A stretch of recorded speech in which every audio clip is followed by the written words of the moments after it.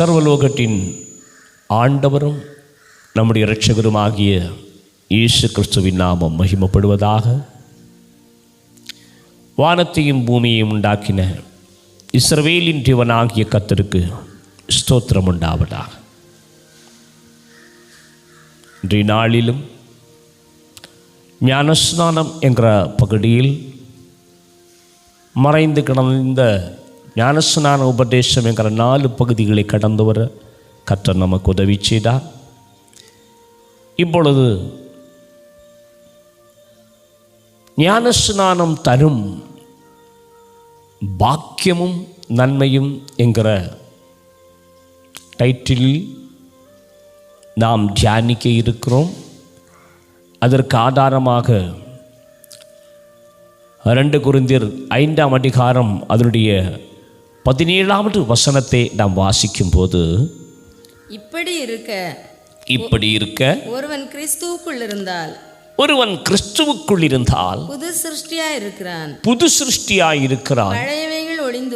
பழையவைகள் ஒழிந்து போயின, எல்லாம் புதிதாயின. இப்படி இருக்க ஒருவன் கிறிஸ்துவுக்குள் இருந்தால் புது சிருஷ்டியாய் இருக்கிறான். பழையவைகள் எல்லாம் ஒழிந்து போயின, எல்லாம் புதிதாயின. நாம் ஞானஸ்நானம் பெறுவதினால் நம்மளுடைய ஜீவியத்திலும் வெறுமனே ஒரு ஞானஸ்நானம் தந்து அது வெறுமனே உள்ள ஒரு கடமை என்று அநேகர் எண்ணுகிறார்கள். ஒரு கடமை, ஏதோ முன்பு நடந்து விட்டது, தண்ணீரில் மூழ்கி ஒன்று எழும்பி விட்டது, இவ்வளவுதான் என்று அநேகர் எண்ணுகிறார்கள். அப்படி அல்ல. மறைந்து போன ஞானஸ்நான உபதேசம் என்கிற இடத்தில் நின்றும் இப்பொழுது நாம் ஞானஸ்நானம் தரும் பாக்கியமும் நன்மையும் என்கிற ஒரு புதிய பகுதிக்குள்ளே கடந்து செல்லும் போது இதுக்கு பேரு தான் சங்கீதம் 128 2வது வசனம் சொல்கிறது, உன் கைகளின் பிரயாசத்தை நீ சாப்பிடுவாய், உனக்கு பாக்கியமும் நன்மையும் உண்டாயிருக்கும். இயேசு கிறிஸ்துவுடைய பிறப்புக்கும் ஏறக்குறைய ஒரு 800-900 வருஷங்களுக்கு முன்ன எழுதப்பட்ட சங்கீத பகுதியில் உனக்கு பாக்கியமும் நன்மையும் உண்டாயிருக்கும் என்று எழுதியிருக்கிற அந்த மகிமையான அனுபவம்தான் நாம் கிறிஸ்துவுக்குள் புதுப்பிக்கப்படும் போது நமக்கு கிடைக்கிற பாக்கியம். அந்த பாக்கியத்தை குறித்து வேதத்தில் நாம் கடந்து சென்று வேகமாய் ஆராய்ந்து பார்க்கும்போது கலாத்தியர் 3ஆம் அதிகாரம் அதனுடைய 27வது வசனத்தை வாசிக்கும் போது, ஏனெனில் உங்களில் கிறிஸ்துவுக்குள்ளாக ஞானஸ்நானம் பெற்றவர்கள் எத்தனை பேரோ அத்தனை பேரும் கிறிஸ்துவை தரித்து கொண்டீர்களே. ஞானஸ்நானம் என்கிற இந்த மகிமையான அனுபவம் நாம் எடுத்து கொள்ளும்போது நம்ம ஒவ்வொருடைய ஜீவியத்திலும் நடந்து இருக்கிற ஒரு பெரிய பாக்கியம் என்னவென்றால், ஞானஸ்நானம் பெற்று தண்ணீரிலிருந்து நாம் ஏறி வரும்போது இதோ ஒரு புதிய அலங்காரம் நமக்குண்டாயிருக்கிறது. பரிசுத்த அலங்காரத்துடனே கர்த்தரை தொழுது கொள்ளுங்கள் என்று எழுதியிருக்கிற வண்ணமாய் நீ ஞானஸ்நானம் பெற்று கரையேறி வந்த உடனே உனக்கு ஒரு பரிசுத்த அலங்காரத்தை கர்த்தர் தருகிறார். அந்த அலங்காரம் என்ன? கிறிஸ்துவுக்குள்ளாக ஞானஸ்நானம் பெற்ற நாம் அனைவரும் கிறிஸ்துவை தரித்து கொண்டீர்களே என்கிற ஆனந்த பாக்கியத்தை, கிறிஸ்துவை தரித்து கொள்ளுவதனால் உங்களுக்கு கிடைக்கிற பாக்கியம் என்ன என்று நாம் வேதத்தில் பார்க்கும்போது 1 கொரிந்தியர் அதனுடைய 1ஆம் அதிகாரம் 31வது வசனத்தை நாம் வாசிப்போம். அவரே தேவனால் நமக்கு ஞானமும் நீதியும் பரிசுத்தமும் மீட்புமானார். நாம் கிறிஸ்துவை தரித்து கொண்ட மாத்திரையில் நம் ஒவ்வொருவருடைய ஜீவியத்திலும் நடந்தேறி இருக்கிற ஒரு பெரிய பாக்கியம், அவரே தேவனால் நமக்கு ஞானமும் நீதியும் பரிசுத்தமும் மீட்புமானார். ஆமாம், நம்மை கிறிஸ்து என்கிற ஒரு வார்த்தையை கொண்டு ஒதுக்கி விடுகிற ஒரு அனுபவம் அல்ல, கிறிஸ்து என்கிற அனுபவத்தில் இருந்து தேவன் நமக்கு கொடுக்கிற பாக்கியம் நம்மை வேதவசனம் திட்டமாய் சொல்லுகிறது, ஞானமுள்ளவர்களாய், நீதியுள்ளவர்களாய், பரிசுத்தமுள்ளவர்களாய், மீட்கப்பட்டவர்களாய் நம்மை மாற்றிவிட்டார் என்று வேதம் திட்டமாய் சொல்லுகிறது. அப்படி இருக்க 1 கொரிந்தியர் அதனுடைய 1ஆம் அதிகாரம் 24வது வசனத்தை நாம் வாசிக்கும் போது, ஆகிலும் யூதரானாலும் கிரேக்கரானாலும் எவர்கள் அழைக்கப்பட்டிருக்கிறார்களோ அவர்களுக்கு கிறிஸ்து தேவ பலனும் தேவ ஞானமுமாயிருக்கிறார். ஹல்லேலூயா. தேவனே நமக்கு பலனும் ஞானமுமாயிருக்கிறார். நீங்கள் ஞான ஸ்நானம் பெற்று கொள்ளும் போது அந்த ஞானமாயிருக்கிற கிறிஸ்து உங்களுக்குள்ளே வருகிறார். கலாத்தியர் 2:20 வாசிக்கும் போது எழுதப்பட்டிருக்கிறது, கிறிஸ்துவுடனே கூட சிலுவையில் அறையப்பட்டேன், ஆயினும் பிழைத்திருக்கிறேன். இனி நான் அல்ல, கிறிஸ்துவே எனக்குள் பிழைத்திருக்கிறார். கிறிஸ்து உனக்குள்ளே வந்து வாசம் செய்கிறது.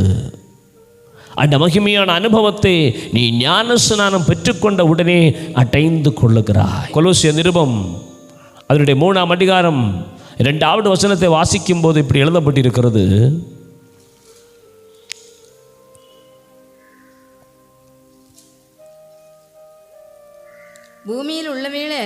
பூமியில் உள்ளவைகளை அல்ல மேலானவைகளையே நாடுங்கள்.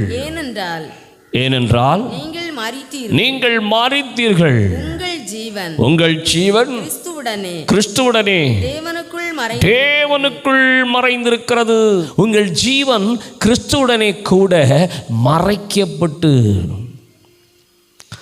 கிறிஸ்துவுடனே கூட தேவனுக்குள் மறைக்கப்பட்டு உங்களுக்குள்ளே இப்பொழுது கிறிஸ்துவின் ஜீவன் வந்திருக்கிறது. இந்த கிறிஸ்துவின் ஜீவன் உனக்குள் வந்த மாத்திரையில் உன் வாழ்க்கையில் என்ன நடந்தேறி இருக்கிறது என்று நாம் வேதத்தில் பார்க்கும்போது 1 கொரிந்தியர் 6ஆம் அதிகாரம் அதனுடைய 11வது வசனம் சொல்லுகிறது, உங்களில் சிலர் இப்படிப்பட்டவர்களாய் இருந்தீர்கள், ஆயினும் கர்த்தராகிய இயேசுவின் நாமத்தினாலும் நமது தேவனுடைய ஆவியினாலும் கழுவப்பட்டீர்கள், பரிசுத்தமாக்கப்பட்டீர்கள், நீதிமான்களாக்கப்பட்டீர்கள். உங்களிலும் சிலர் இப்படிப்பட்டவர்களாய் இருந்தீர்கள், ஆயினும் கர்த்தராகிய இயேசுவின் நாமத்தினாலும் நமது தேவனுடைய ஆவியினாலும் கழுவப்பட்டீர்கள், நீங்கள் நீதிமான்களாக்கப்பட்டீர்கள், பரிசுத்தவான்களாக்கப்பட்டீர்கள். ஆம் தேவனுடைய பிள்ளையே, நீ ஞானஸ்நானம் எடுத்த மாத்திரையில், ஞானஸ்நானம் பெற்று நீ கரையேறினும் உடனே உன் வாழ்க்கையில் ஒரு பெரிய திருப்பத்தை தேவன் உண்டு பண்ணுகிறதை நாம் பார்க்கிறோம். அந்த வார்த்தையைத்தான் நாம் வாசித்தோம். இப்படி இருக்க ஒருவன் கிறிஸ்துவுக்குள் இருந்தால் புது சிருஷ்டியாக இருக்கிறான், பழையவைகள் எல்லாம் ஒழிந்து போயின, எல்லாம் புதிதாயின. நம்மை புதுப்பிச்ச ஒரு புதிய அனுபவம். நாம் அல்லாமல் வேறொரு ரூபமாய் மாறி இருக்கிற, வேறொரு தன்மையை அடைந்திருக்கிற ஒரு அனுபவத்துக்குள்ளே கடந்து வந்திருக்கிறதே நமக்கு அது கற்றுத்தருகிறது. ஹல்லேலூயா, ஹல்லேலூயா. அப்படி இருக்க தேவனுடைய பிள்ளையே, உன்னை தேவன் நீதிமானாக, இந்த உலகத்தில் நீ பாபியாய் வாழ்ந்தது உண்மைதான், துரோகியாய் நடந்தது உண்மைதான், நீ யாரையும் மதிக்காமலும் கனம் பண்ணாமலும் யாருக்கும் காது கொடுக்காமலும் இஷ்டப்படி நடந்ததெல்லாம் உண்மைதான், அது அந்த காலம். ஆனால் ஞானஸ்நானம் பெற்ற மாத்திரையில் நீ அதுவரையும் செய்து வந்த அத்தனை பாவங்களின் கரைகளை கர்த்தர் உன் வாழ்க்கை விட்டு துடைத்து நீக்கி உன்னை பாவத்திலிருந்து நீங்களாக்கி மீட்டு அவர் உன்னை நீதிமானாய் மனுஷன கண்ணுக்கு நீ இன்னைக்கும் பழைய மனுஷனை போல தான். ஆனால் தேவனுடைய கண்களுக்கு நீ அப்படி அல்ல. நீ தேவனுடைய கண்களுக்கு ஞானஸ்நானம் எடுத்த மாத்திரையில் நீ நீதிமானாக இருக்கிறாய், நீ பரிசுத்தவானாக இருக்கிறாய். ஆதலால் நீதிமானுடைய எந்த விருப்பத்தையும் அவர் நிறைவேற்றுகிறவராய் இருக்கிறார். நீதிமானுடைய ஊக்கமான ஜபம் மிகவும் பலனுள்ளது என்றார். நீதிமானின் சிரசின் மேல் நித்திய ஆசீர்வாதங்கள் தங்கும் என்றார். நீதிமானுக்கு வைத்திருக்கிற பங்கு மகா மகிமையானது. அல்லேலூயா. அந்த மகிமையான அனுபவத்தை அடைந்து கொள்கிறது மட்டுமல்லாமல், இந்த ஞானம் என்கிற பகுதியை நாம் தியானித்தது போல கிறிஸ்து நமக்குள்ளே வந்திருக்கிறார் என்றாரு. பரிசுத்தம் என்கிறதை குறித்து நாம் தியானிக்கும் போது பரிசுத்தமாக்கப்பட்டீர்கள் என்று நாம் பார்த்தோமே. அப்படியே வசனம் சொல்லுகிறது, அவரே தேவனால் நமக்கு ஞானமும் நீதியும் பரிசுத்தமும் மீட்புமானார். அப்படின்னா மீட்பு, நமக்கு ஒரு மீட்பு, நம்ம ஒரு புதிய ரூபமாய் மாறி இருக்கிற ஒரு புதிய மீட்பு. அந்த மீட்பை குறித்து நாம் வேதத்தில் வாசிக்கும் போது, எது அந்த மீட்பு என்று நான் வாசிக்கும் போது வேதம் சொல்லுகிறது, 1 பேதுருவின் புத்தகம் 1ஆம் அதிகாரம் அதனுடைய 19வது வசனத்தை வாசிக்கும் போது, குற்றமில்லாத மாசற்ற ஆட்டுக்குட்டியாகிய கிறிஸ்துவின் விலையேறப்பட்ட இரத்தத்தினால் மீட்கப்பட்டீர்கள் என்று அறிந்திருக்கிறோம். குற்றமில்லாத மாசற்ற ஆட்டுக்குட்டி ஆகிய கிறிஸ்துவின் விலையேறப்பட்ட இரத்தத்தினால் மீட்கப்பட்டீர்கள் என்று அறிந்திருக்கிறோம். நீங்கள் மீட்கப்பட்டீர்கள். எதிலிருந்து மீட்கப்பட்டீர்கள் என்று நாம் வேதத்தில் வாசிக்கும் போது, முதலாவது நாம் வாசிக்க வேண்டிய வசனம் 1 பேதுரு 2:24 வாசிக்கும்போது, நாம் பாவங்களுக்கு செத்து நீதிக்கு பிழைத்திருக்கும்படியாக அவர்தாமே தமது சரீரத்திலே நம்முடைய பாவங்களை சிலுவையின் மேல் சுமந்தார், அவருடைய தழும்புகளால் குணமானீர்கள் என்றார். அல்லேலூயா. தேவன் நம்மை பாவத்தில் இருந்து மீட்டெடுத்தார். வியாதிப்பட்ட வாழ்க்கையா, நோய்களினால் ஒடுங்கின வாழ்க்கையா, வாக்குத்தத்தம், அவருடைய வாக்குத்தத்தம் நமக்கு சொல்லுகிறது, நீ அவருடைய தழும்புகளால் குணமானீர்கள். குணமாவீர்கள் என்றல்ல, நிறைய பேர் குணமாவீர்கள் என்று தான் நம்பிக்கொண்டிருக்கிறோம். குணமாவீர்கள் இல்லை, குணமானீர்கள். அவருடைய தழும்புகளால் குணமானீர்கள். ஆனால் இந்த விசுவாசத்தோடு ஜெபிக்க, இந்த விசுவாசத்தோடு தேவ சமூகத்தில் காத்திருக்க மனமற்று ஒரு சிலருக்கு தெரியாமலே இருக்கிறாங்க. அல்லேலூயா. ஆனால் ஞானஸ்நானம் பெற்று நீ கரையேறின உடனே உன் வாழ்க்கையில் இது நடக்கணும். நடக்கத்தக்கதாய் தேவ சமூகத்தில் காத்திருந்து ஜெபிக்கணும். ஏனென்றால் சிலுவையில் அவர் மரித்த மரணத்தினால, அவர் சிந்தின இரத்தத்தினால உனக்குண்டு பண்ணியிருக்கிற அந்த மீட்பு, அது நீ ருசிக்கணும், நீ அனுபவிக்கணும். அது அனுபவிக்கணும்னா இந்த வார்த்தையை பிடித்து கொண்டு தேவ சமூகத்தில் நீ காத்திருந்து ஜெபிக்கணும். அறியாமையினால்தான் ஜனங்கள் சிறைப்பட்டு போகிறார்கள் என்று வேதம் சொல்லுகிறது. அறியாமையினால்தான் ஜனங்கள் சங்காரமாகிறார்கள் என்று எழுதியிருக்கிறது. அப்படி இருக்க தேவனுடைய பிள்ளையே, நீ பாவத்திலிருந்து மீட்கப்பட்டு உன்னுடைய வியாதி நோய்களிலிருந்து நீ மீட்கப்பட்டிருக்கிற ஒரு பாத்திரமாய் கர்த்தர் உன்னை ஏற்படுத்தி இருக்கிறார். ஞானஸ்நானம் பெற்ற உடனேயே உன்னை அப்படி தேவன் ஏற்படுத்தி இருக்கிறார். அது மட்டுமல்லாமல் எபிரேயர் 2:14-15,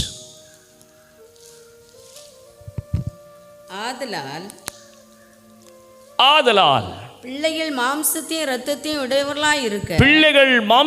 இரத்தத்தையும் உடையவர்களாய் இருக்க, அவரும் அவர்களைப் போல மாம்சத்தையும் இரத்தத்தையும் உடையவரானார். மரணத்துக்கு அதிகாரியாகிய பிசாசானவனை தமது மரணத்தினாலே அழிக்கும்படிக்கும் ஜீவகாலமெல்லாம் மரண பயத்தினாலே அடிமைத்தனத்திற்குள்ளானவர்கள் யாவரையும் விடுதலை பண்ணும்படிக்கும் அப்படியானார். வேதம் திட்டமாய் சொல்லுகிறது. ஆதலால் பிள்ளைகள் மாம்சத்தையும் இரத்தத்தையும் உடையவர்களாய் இருக்க அவரும் அவர்களைப் போல மாம்சத்தையும் இரத்தத்தையும் உடையவரானார். மரணத்துக்கு அதிகாரியாகிய பிசாசானவனே அவர் தமது மரணத்தினாலே அழிக்கும் படிக்கும் ஜீவ காலமெல்லாம் மரண பயத்தினாலே அடிமைத்தனத்திற்குள் ஆனவர்கள் யாவரையும் விடுதலை பண்ணும் படிக்கும் அப்படியானார் என்று எழுதியிருக்கிறபடி மரணத்துக்கு அதிகாரியாகிய பிசாசானனுடைய அடிமத்தனத்திலிருந்து கர்த்தர் உன்னை மீட்டெடுத்தார். மரணம் என்கிற பயம் ஆண்டு கொண்டு இருந்ததே, அந்த மரண பயம் உன்னை விட்டு நீக்கி அந்த மரண பயத்திலிருந்து உன்னை நீங்களாக்கி மீட்டார். வியாதியிலிருந்து விடுதலை, வியாதி நோய்களிலிருந்து விடுதலை, பிசாசுடைய அடிமத்தனத்திலிருந்து விடுதலை, பிசாசுடைய அடிமைத்தனமாகிய மரணம் என்கிற மரணத்திலிருந்து உனக்கு விடுதலை. இந்த மகிமையான அனுபவங்களை குறித்து இணக்கி தேவன் நமக்கு தருகிற அனுபவம் தான் ஞானஸ்நானம். இன்னும் நாம் கீழே வாசிக்கும்போது கொலோசியர் 2:14 நமக்கு எதிரிடையாகவும் கட்டளைகளால் நமக்கு விரோதமாகவும் இருந்த கையெழுத்தை குலைத்து அதை நடுவிலிராதபடிக்கு எடுத்து சிலுவையின் மேல் ஆணி அடித்து துரைத்தனங்களையும் அதிகாரங்களையும் உரிந்து கொண்டு வெளியரங்கமான கோலமாக்கி அவைகளின் மேல் சிலுவையிலே வெற்றி சிறந்தார். அல்லேலூயா, அல்லேலூயா. நமக்கு எதிரிடையாகவும் கட்டளைகளால் நமக்கு விரோதமாகவும் இருந்த கையெழுத்தை குலைத்து அதை நடுவிலிராதபடிக்கு எடுத்து சிலுவையின் மேல் ஆணி அடித்து துரைத்தனங்களையும் அதிகாரங்களையும் உரிந்து கொண்டு வெளியரங்கமான கோலமாக்கி அவைகளின் மேல் சிலுவையிலே வெற்றி சிறந்தார். தேவ பிள்ளையே, ஞானஸ்நானம் என்கிறத எவ்வளவு எளிதாக நம்ம எடுத்துக்கொள்ளுகிறோம். ஆனால் அதனுடைய அறியாமையானது மக்களை ஆட்டி படைத்து மக்களுடைய வாழ்க்கையை சீர்குலைத்து தாங்களாக இருக்கிற நிலைமையில் என்ன செய்ய வேண்டும் என்று கைத்து கொண்டு கலங்கி கொண்டு இருக்கும்போது நமக்கு தெரியும் நியாயப்பிரமாணத்தில் உள்ள அத்தனை கட்டளைகளும் நமக்கு மிக கடினமாக இருந்தவைகளும் நம்முடைய வாழ்வில் நமது கை கொள்ளாதவர்களாக இருந்தவர்களும் நமக்கு அதை பற்றி தெரியாதவர்களாக இருந்தது. ஆதலால் அந்த கட்டளைகளால் நமக்கு மேலே சில துரைத்தனங்களும் அதிகாரங்களும் ஆளுகை செய்து கொண்டு இருந்தது. அந்த துரைத்தனங்களையும் அதிகாரங்களையும் உரிந்து கொண்டு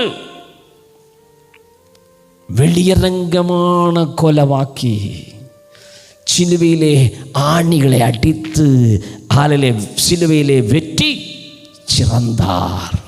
ஆம், அப்படி அருமையான ஒரு நல்ல அனுபவத்தை நமக்கு கொடுக்கிறதா இருக்கிறது இந்த ஞானஸ்நானம் என்கிறது. இதை கேட்கிற எத்தனை பேர் உண்மையாய் அறிந்து கொண்டுதான் ஞானஸ்நானம் எடுத்தீர்கள் என்று சொல்லுவீர்கள்? அப்படி சொல்ல உங்களாலே கூடுமா? இதெல்லாம் தெரியாமல் தான் நான் ஞானஸ்நானம் எடுத்தேன் என்று சாட்சி நான் தான். ஆண்டவருடைய அன்பினால, ஆண்டவருக்கு மேலுள்ள அன்பினால நான் ஓடி போனதும் ஞானஸ்நானம் பெற்றதும் உண்மைதான். அப்பொழுது ஒன்றும் இந்த அறிவு, இந்த வெளிச்சம், இந்த ஞானம் நான் கற்கவில்லை, தேவனிடத்திலிருந்து பெற்றுக்கொள்ளவில்லை. ஹல்லேலூயா. அப்படி இருக்க அந்த அனுபவத்தில் இருந்து இப்பொழுது மீண்டு வரும்படிக்கு கர்த்தர் இந்த மகிமையான அனுபவங்களை எனக்கு வெளிப்படுத்தி தந்தார். அவைகளை உணர்ந்து கொள்ளும்போது என்னைக்கு ஆண்டவருக்குள்ளே மிகுந்த களி கூறுதலும் மிகுந்த மகிழ்ச்சியும் கர்த்தர் எனக்கு தந்திருக்கிறார். நியாயப்பிரமாணத்தின் கட்டளைகளில் இருந்து மட்டுமல்ல, வேடம் சொல்லுகிறது. கலாத்திய நிருபம் 3ஆம் அதிகாரம் அதனுடைய 13வது வசனத்தை நாம் வாசிக்கும் போது, மரத்திலே தூக்கப்பட்ட எவனும் சபிக்கப்பட்டவன் என்று எழுதியிருக்கிறபடி கிறிஸ்து நமக்காக சாபமாகி நியாயப்பிரமாணத்தின் சாபத்திற்கு நம்மை நியாயப்பிரமாணத்தின் சாபத்தை நின்று நம்மை நீங்களாக்கி மீட்டார். ஹல்லேலூயா. இப்போ நம்ம ஒவ்வொருவருடைய ஜீவியத்திலும் உள்ள நியாயப்பிரமாணத்தினுடைய சாபங்கள் நமக்கு தெரியும். நியாயப்பிரமாண புஸ்தகங்களை படிக்கும்போது எப்படிப்பட்ட பொல்லாத பாவங்களும் பொல்லாத துர்க்கிரியைகளும் மனுஷர்கள் நடப்பிக்கிறவர்களாய் இருந்தோம். அப்படிப்பட்ட பொல்லாத துர்க்கிரியைகளை நடப்பிக்கிறவர்களில் ஒருவேளை நாமும் அப்படிப்பட்டவர்களாய் நடந்திருக்கக்கூடும். அப்படி நடந்திருந்தவர்களாய் இருந்த நம்முடைய நியாயப்பிரமாணத்தினுடைய ஹல்லேலூயா வேதம் என்ன சொல்கிறது? மரத்திலே தூக்கப்பட்ட எவனும் சபிக்கப்பட்டவன் என்று எழுதியிருக்கிறபடி.